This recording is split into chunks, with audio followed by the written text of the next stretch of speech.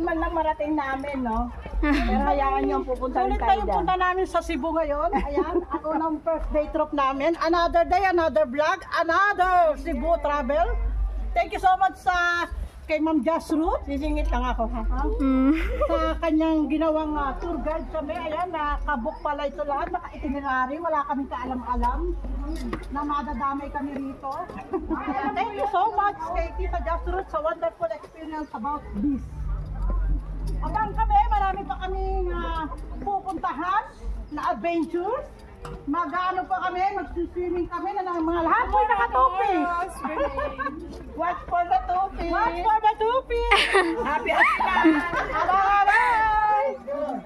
Watch for the topi! It's just only a prank.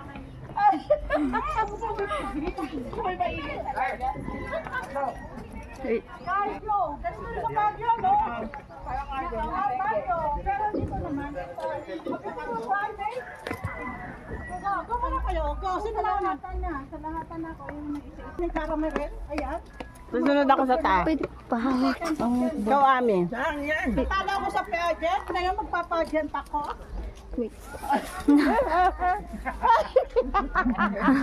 Ngayon ibubuhos ko dito ang aking talent. 1, 2, 3. Isang!